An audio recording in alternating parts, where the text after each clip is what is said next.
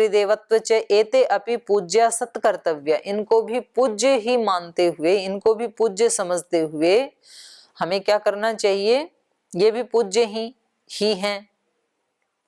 पूज्या सत कर्तव्या संति, क्योंकि ये हमारे लिए कुछ करते हैं, हमारा कुछ पालन पोषण आदि करते हैं ना, तो कह रहे हैं तेषाम उपकार कर्तृत्वात्, उनका जो उपकार कर्तृत्व है, तेषाम उपकार कर्तृत्व मात्रम एव, क्योंकि वो भी हमारे ऊपर किसी न किसी रूप में उपकार करते हैं, तो उनके उपकार कर्तृत्व मात्र के कारण वो भी देवता हैं। देवतात्वम अस्ति इति विज्ञायते, उनका भी देवतात्व है, उनका भी देवत्व ठीक ही सिद्ध है। क्योंकि देवों को भी देव क्यों कहते हैं हम? कर्म कांड में जिनको देव मान करके जिनकी स्तुति करते हैं, जिनकी पूजा करते हैं, तो क्यों करते हैं? क्योंकि वो हमारी कामनाओं को पूरा करते हैं, हमारे लिए कुछ करते हैं। तो ऐसे ही लोक में ये जो माता पिता विद्वान आदि हैं, ये भी हमारे ऊपर उपकार करते हैं, इसलिए इस कारण से देवतात्वम अस्ति इति विज्ञायते, उनका भी दैवत्व है, ऐसा जान लेना चाहिए। मंत्रास्तु खलु यज्ञ सिद्धये मुख्य हेतुत्वात् याज्ञ देवता एव संति इति निश्चीयते।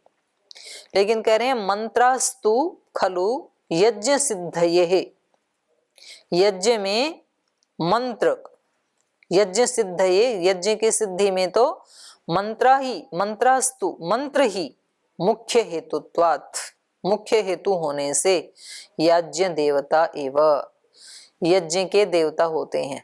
माने वहां माता पिता को देवता नहीं मानेंगे, यज्ञ में कर्म कांड में माता पिता गुरुजनों को वहां देवता नहीं माना जाएगा, वहां पर तो ये मंत्र ही देवता हैं। एवं संति निश्चित, ये निश्चित रूप से जान लेना चाहिए। कर्म कांड लोक में तो ये भी देवता हैं, माता पिता गुरुजन विद्वान आदि, लेकिन जब कर्म कांड करते हैं तब कोई मनुष्य देवता नहीं होता है। तब क्या माना जाएगा? मंत्र को ही देवता माना जाएगा, छंद को मंत्र को ही देवता माना जाएगा। ठीक है। अत्र परिगणनम, तो अब इन देवताओं का परिगणन कर रहे हैं। गायत्री आदि छंदोन्विता मंत्रा ईश्वराज्ञा यज्ञ यज्ञांगम प्रजापति परमेश्वरः नरः काम विद्वान अतिथि माता पिता आचार्यश्च इति कर्मकांडादीना प्रत्येता देवता संति। तो कह रहे हैं कि इनकी गणना करते हैं देवता कितने हैं, तो आपको इस पैराग्राफ को बोल्ड करना चाहिए। जब आपसे आपके परीक्षा में ये पूछा जाए कि देवता कितने हैं, एक है या अनेक हैं, तो आपको ये वाला कोट करना चाहिए वहां पर कि देखो यहाँ पर जो बताया है उसमें गायत्री आदि छंदों से अन्वित जो मंत्र हैं उनको देवता कहा है। ठीक है। ईश्वर आज्ञा, ईश्वर की आज्ञा जिनमें लिखी है, ईश्वर की आज्ञा वाले जो गायत्री आदि छंदों से अन्वित मंत्र हैं वो देवता हैं। यज्ञ हैं, यज्ञ भी देवता है। यज्ञांगम, यज्ञ का कोई अंग भी देवता होता है। प्रजापति ही, प्रजापति भी देवता है। परमेश्वर, परमेश्वर तो सबका ही देवता है। और जो नारा शंसा ऋचाएं होती हैं उसमें नराह देवता, उसमें मनुष्य ही देवता होते हैं। काम, जिस कामना को लेकर के उस ऋचा का उच्चारण किया जा रहा है वो कामना ही देवता है। और लोक में विद्वान देवता हैं, अतिथि देवता है, माता पिता देवता हैं, आचार्य देवता है। कर्मकांड आदि न प्रत्येता देवता संति। तो इस प्रकार से कर्मकांड आदि जो है उनमें तो ये ऊपर वाले ही देवता हैं, परंतु मंत्रेश्वरौ एव यज्ञ देवते भवत इति निश्चयः। लेकिन कह रहे हैं कि इसमें कर्मकांड में मंत्रेश्वरौ, मंत्र और ईश्वर, यज्ञ देवते, यज्ञ के दो देवता हैं ये, देवता देवते, देवता आकारांत है ना, तो देवते मतलब द्विवचन। कह रहे हैं ये निश्चित रूप से जान लेना चाहिए कि जो यज्ञ आदि करते हैं ना उसमें तो दो ही देवता होते हैं, या तो मंत्र देवता है या फिर ईश्वर देवता है। मतलब जहाँ स्पष्ट निर्देश है किसी का अग्नि आदि का, वहां तो वो अग्नि आदि देवता से संबंधित मंत्र ही देवता है। और कहीं स्पष्ट निर्देश नहीं है और फिर भी उसका यज्ञ में उच्चारण या प्रयोग किया जा रहा है उस मंत्र का, तो वहां पर ईश्वर देवता है, फिर प्रजापति देवता है उसका। ये निश्चित रूप से जान लेना चाहिए। तो इसका मतलब है कि यज्ञ में इन दो के अलावा और कोई देवता नहीं होता है, या तो मंत्र देवता है या तो ईश्वर देवता है। अन्यच्च, अब इन देवों के बारे में बता रहे हैं कि इन देवों को देव कहते क्यों हैं। देवों को देव क्यों कहते हैं, तो कह रहे हैं देवो दानात्वा, क्योंकि वो देते हैं, दान देने से उनको देव कहते हैं। देवो दानात्वा, दीपनादवा, या फिर वो दीप्त होते हैं, वो उनमें कहीं अज्ञान का, अंधकार का लेश भी नहीं होता है। तो दीपनाथ देव, क्योंकि वो दीप्त होते हैं इसलिए उनको देव कहते हैं। द्योतनात्वा, अथवा वो दूसरों को दीप्त कर देते हैं इसलिए उनको देव कहते हैं। तो देव अकस्मात, दानाथ, दीपनाथ, द्योतनात्वा। और द्युस्थानो भवति इतिवा, और क्योंकि वो द्यु में रहते हैं, द्यु स्थान में रहते हैं इसलिए उनको देव कहते हैं। तो देव के निरुक्ति कितने हो गए, 4 प्रकार से हो गई। देव को देव क्यों कहते हैं, दानात, दीपनाथ, द्योतनाथ, द्युस्थानो भवति। देवता हमेशा द्युलोक में रहते हैं। द्युलोक का मतलब क्या है, यहाँ पर उच्च चेतना में रहते हैं हमेशा। जैसे हमारे शरीर में देवता माना ना माता पिता गुरुजनों को, तो जो माता पिता गुरुजन है वो अपनी संतति के सामने द्युलोक में रहते हैं। जैसे माता पिता हैं, उनके जीवन में कोई कष्ट भी है, कोई पीड़ा भी है, पर बच्चा यदि सामने है तो उसके सामने रोते नहीं है ना, वो बच्चों के सामने वो उसको छिपा के अपनी चेतना को यहीं रखते हैं और अपने बच्चों की समस्या सुनते हैं वो। तो इस शरीर में भी ये द्युलोक है। तो जब ऊंची चेतना में जो रहता है आत्मा, वही क्या है, वही देव है। तो वो द्यु स्थान वाले हैं। और मंत्र को मंत्र क्यों कहते हैं, ये निरुक्त की निरुक्तियां हैं, निरुक्त के वचन हैं ये, है ना। मंत्र को मंत्र क्यों कहते हैं, मंत्र है मननात्, क्योंकि उस पे मनन किया जाता है इसलिए उसको मंत्र कहते हैं। मंत्रा मननात्। छंदांसी छादनात्, छंद को छंद क्यों कहते हैं, छादनात्, आच्छादित करके रखते हैं वो। जैसे अभी ठंड है तो इस छत ने हम सबको आच्छादित किया हुआ है, ठंड से हमें बचा रही है ना छत।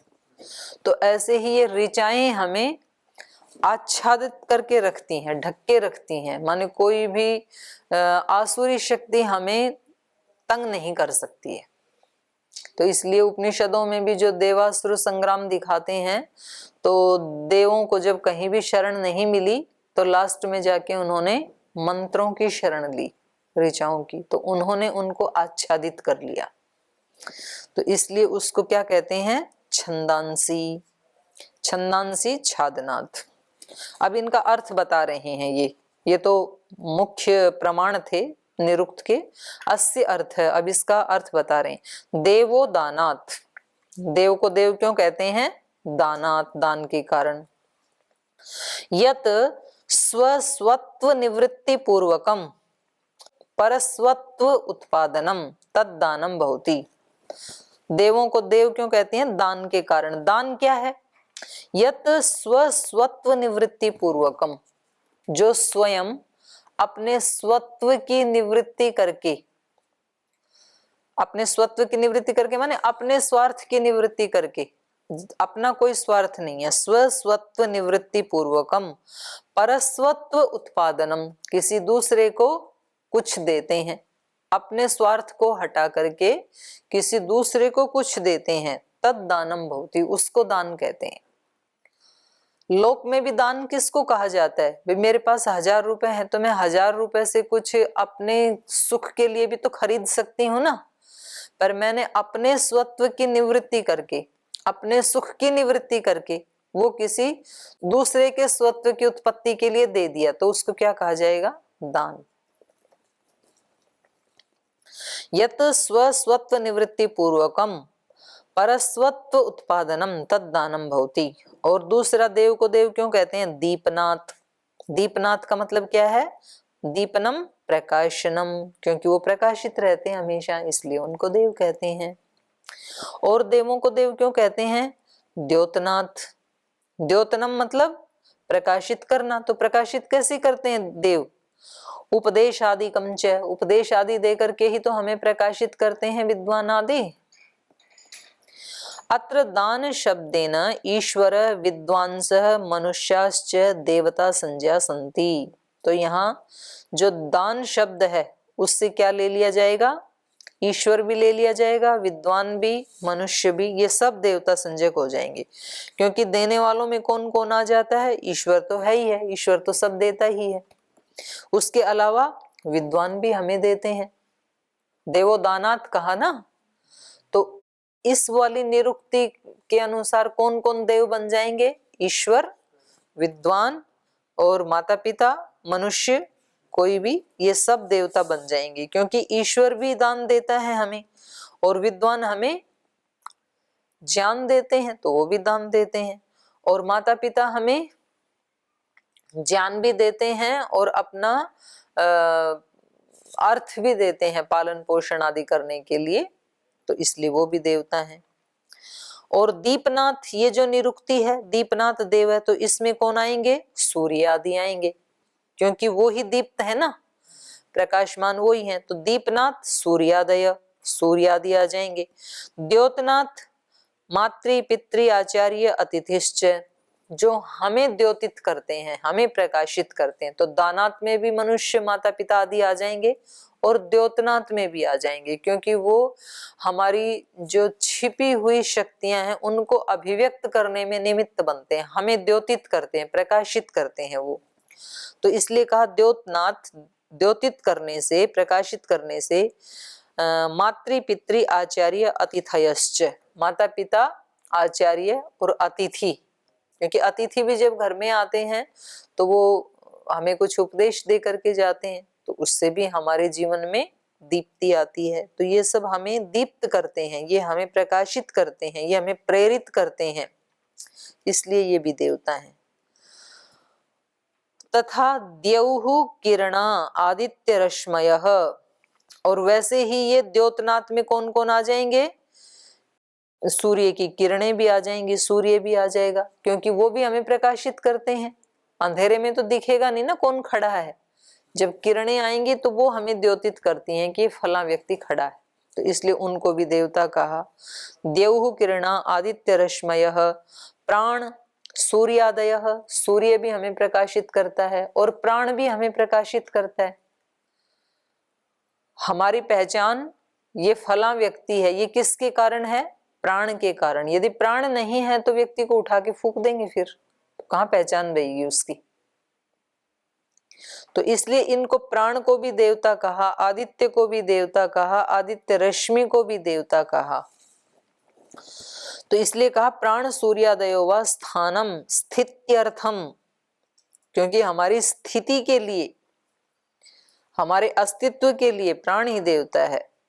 स्थानम स्थित्यर्थम यस्य स द्युस्थानः, तो जो हमारी स्थिति के लिए जैसे प्राण या सूर्य आदि हैं, तो इसलिए इनको क्या कहा?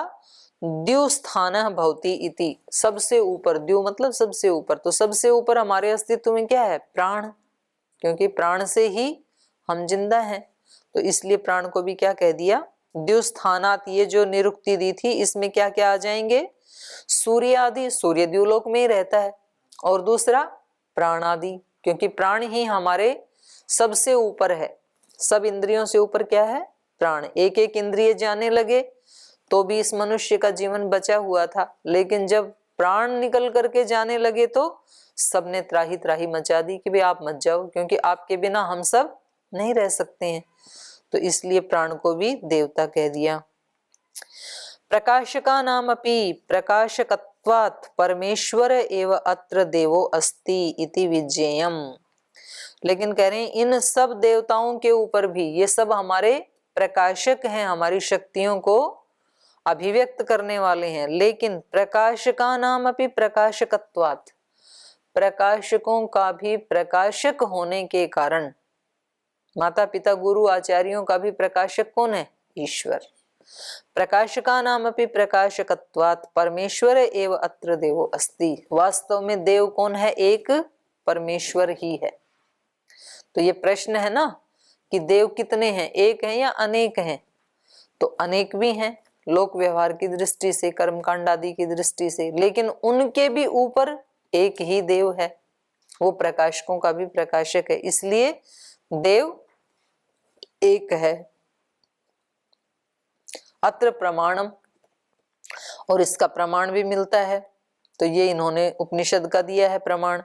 न तत्र सूर्यो भाति न चंद्र तारकम नेमा विद्युतो भांति कुतोयम अग्नि तमेव भांतम अनुभाति सर्वम तस्य भासा सर्वम इदम विभाति। न तत्र सूर्यो भाति, ईश्वर में सूर्य भासित नहीं होता, चमकता नहीं है। न चंद्र तारकम, न चांद तारे वहां आभासित होते हैं। न इमा विद्युत, और न ही ये विद्युत। भांति कुतो अयम अग्नि, अग्नि की तो क्या ही कथा है फिर। तमेव भांतम अनुभाति सर्वम, उसके आभासित होने से ये सारे आभासित हो रहे हैं।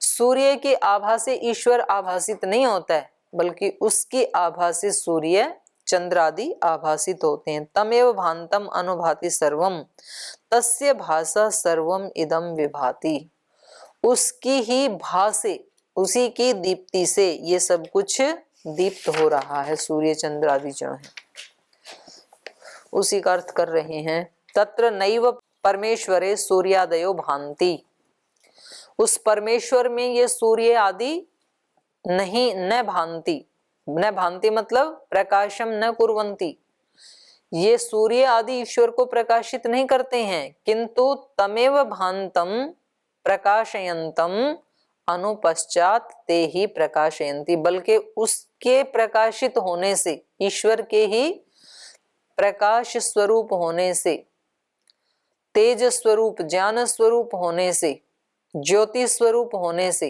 तम एव भांतम, भांतम माने प्रकाशयन्तम, उसी के प्रकाश स्वरूप होने से, अनुपश्चात उसके बाद, ते ही प्रकाशयन्ति, तब ये प्रकाशित होते हैं। पहले ईश्वर प्रकाश स्वरूप है, फिर उनसे, ईश्वर से इनको प्रकाश मिलता है। नैव खलु एतेषु कश्चित स्वातंत्रेण प्रकाशो अस्ति, इनमें से किसी का भी अपना स्वतंत्र प्रकाश नहीं है। सूर्य का, चंद्र का, बिजली का, अग्नि का, इनका किसी का भी अपने आप में स्वतंत्र प्रकाश नहीं है। सारा प्रकाश किसका है? ईश्वर का ही है। अतः मुख्यो देव एकः परमेश्वर एव उपास्यो अस्ति इति मन्यध्वम, इसलिए मुख्य देव कौन है? एक ईश्वर ही है। मुख्य देव एक परमेश्वर, मुख्य देव तो एक परमेश्वर ही है। और परमेश्वर एव उपास्य अस्ति, परमेश्वर ही केवल एक उपास्य देवता है।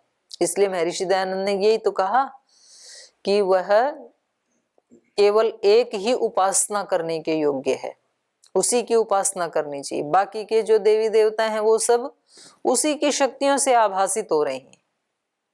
तो हम मनुष्यों ने बहुत सारे देवता बना रखे हैं ना, तो किसी ने सूर्य को, किसी ने चांद को, किसी ने दुर्गा को, किसी ने हनुमान जी को, किसी ने लक्ष्मी को, किसी ने सरस्वती को, ऐसे अनेक अनेक देवता बना रखे। तो महर्षि दयानंद कहते हैं कि इन सब देवों का भी देव वो ही है। क्योंकि देवों को देव क्यों कहते हैं? दानात, द्योतनाथ, दीपनाथ, द्युस्थानी भवति। तो कह रहे हैं इनको भी दीप्त करने वाला, इनको भी देने वाला, इनको भी द्योतित करने वाला कौन है? ईश्वर है। तो वो देवों का भी देव है, प्रकाशकों का भी प्रकाशक है, इसलिए एक उसी की उपासना करनी चाहिए। और इसमें प्रमाण दे रहे हैं फिर यजुर्वेद का, नैनत देवा आपनुवन पूर्वमर्षत, न एनत देवा आपनुवन, क्योंकि इस ईश्वर को देव प्राप्त नहीं कर सकते हैं, माने वो इसको सारे मिलकर के भी ओवरटेक नहीं कर सकते। नैनत देवा आपनुवन पूर्वमर्षत, क्योंकि वो तो इनसे पहले ही है, तो वो इसको इसका स्थान नहीं ले सकते हैं। अत्र देव शब्देन मनः षष्ठानि श्रोत्रादि इंद्रियाणि गृह्यन्ते। इस मंत्र में देव का मतलब है 5 ज्ञानेंद्रियां और छठा मन, और एनत का मतलब है आत्मा। तो मन और ये ज्ञानेंद्रियां ये मिलकर के आत्मा को अभिभूत नहीं कर सकती हैं। अत्र देव शब्देन मनः षष्ठानि श्रोत्रादि इंद्रियाणि गृह्यन्ते तेषां शब्द स्पर्श रूप रस गंधानां सत्यासत्ययोश्च अर्थानां द्योतकत्वात् तान्यपि देवाः। तो कह रहे हैं क्योंकि हमने देव की परिभाषा क्या की, द्योतनाथ, दीपनाथ ऐसे किया ना। तो कह रहे हैं क्योंकि तेषाम शब्द स्पर्श रूप रस गंधानाम सत्य असत्ययोश्च, तो ये सब क्या करते हैं, इन सब विषयों को प्रकाशित करते हैं। शब्द स्पर्श रूप रस गंध को कौन, मन और 5 ज्ञानेंद्रियां। विषय कैसा है, रूप कैसा है, इसको कौन द्योतित करेगा, कौन बताएगा, चक्षु इंद्रिय। शब्द कैसा था, श्रोत्रेंद्रिय। रस कैसा था, रसन इंद्रिय। स्पर्श कैसा था, स्पर्श इंद्रिय। तो ये और सब मन के सहयोग से करेंगे ये। तो इसलिए कह रहे हैं कि ये विषयों को, शब्द स्पर्श रूप रस गंध, इन विषयों को ये द्योतित करते हैं। और मन सत्य सत्ययोश्च, ये सत्य है ये असत्य है, इसको कौन द्योतित करता है, मन। ठीक है। सत्य सत्ययोश्च अर्थानाम द्योतकत्वात्, इन सारे विषयों के द्योतक होने के कारण तान्यपि देवा, इनको भी देव कहना चाहिए, ये भी देव हैं। माने हमारी इंद्रियां भी देव हैं, हमारा मन भी देव है। तो मन ही देवता, प्रार्थना की गई ना एक जगह, मन ही देवता मन ही ईश्वर, मन से बड़ा ना कोई। तो मन को भी देवता कहा यहाँ पे।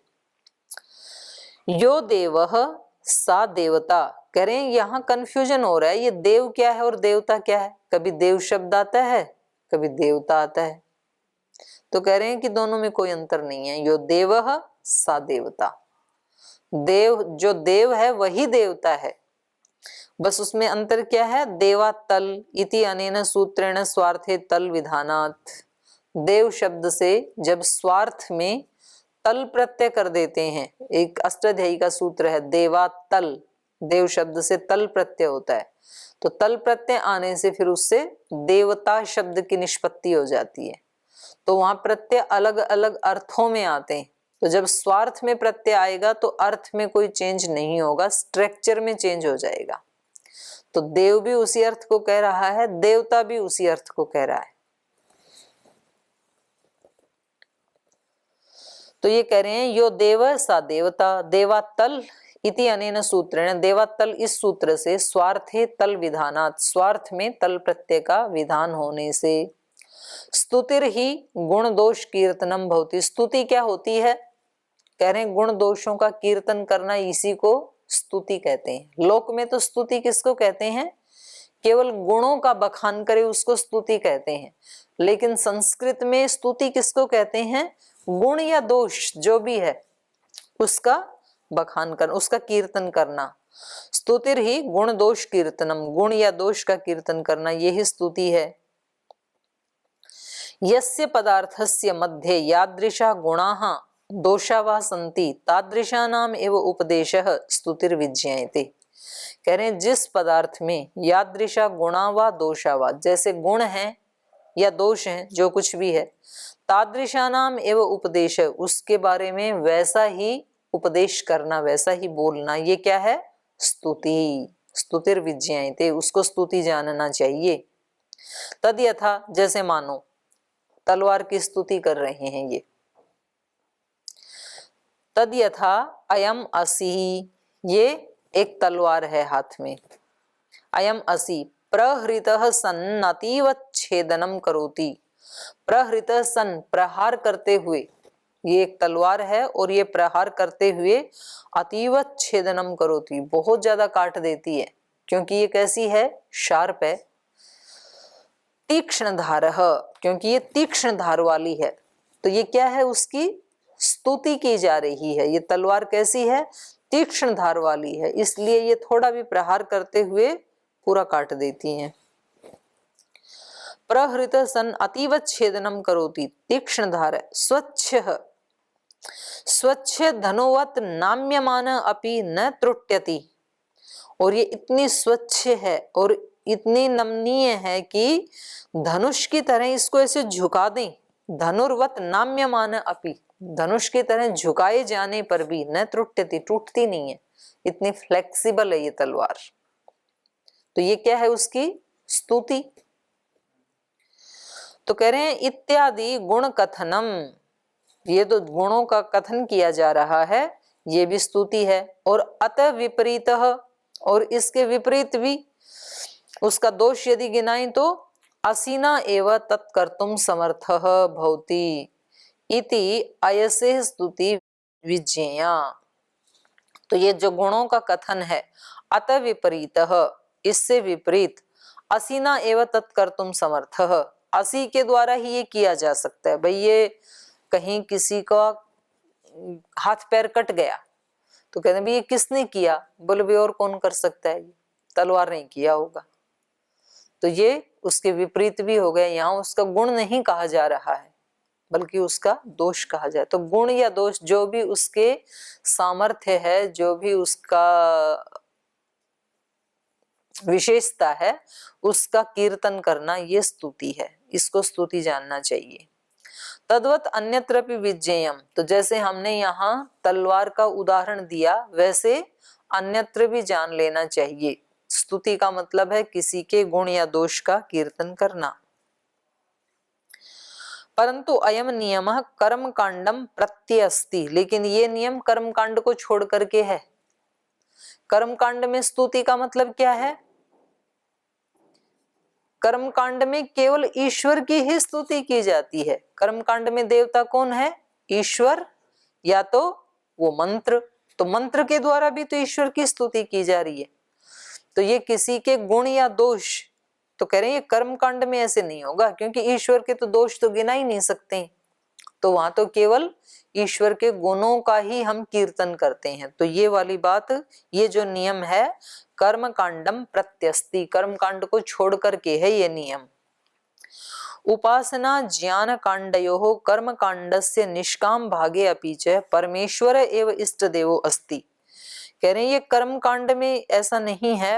अयम नियम कर्म कांडम प्रति अस्ति, प्रत्यस्ति प्रति अस्ति, ये जो नियम है स्तुति वाला ये कर्म कांड में है। और कह रहे उपासना ज्ञान कांडयोः, उपासना कांड में मतलब ये कहना ये चाह रहे हैं कि ये किसी की स्तुति की जा रही है, ये केवल कर्म कांड में ही ऐसा होगा। वहां अलग अलग की स्तुति की जाएगी, कभी अग्नि की स्तुति, कभी सोम की स्तुति, जैसे यहाँ तलवार की स्तुति की, तो वहां पर कर्म कांड में ऐसे अलग अलग देवों की स्तुति की जाएगी। लेकिन उपासना कांड में और ज्ञान कांड में ऐसे अलग अलग देवों की स्तुति नहीं की जाएगी, वहां तो केवल एक परमेश्वर की ही स्तुति की जाएगी। तो उपासना ज्ञान कांडयो, उपासना कांड में और ज्ञान कांड में, तथा कर्म कांड से निष्काम भागे अपि, और कर्म कांड के भी दो भाग हैं, एक सकाम कर्म कांड, एक निष्काम। तो सकाम में तो जिस कामना को लेके जिस देवता को बुलाना है उसकी स्तुति की जाएगी, लेकिन जो कर्म कांड का निष्काम भाग है उसमें तो परमेश्वर की स्तुति की जाएगी। तो परमेश्वर की स्तुति कहाँ कहाँ की जाएगी? उपासना कांड में, ज्ञान कांड में और कर्म कांड के निष्काम भागे अपि च परमेश्वर एव इष्ट देवो अस्ति, वही इष्ट देव है। तो शेष कल पढ़ेंगे, आज यहीं विराम देते हैं।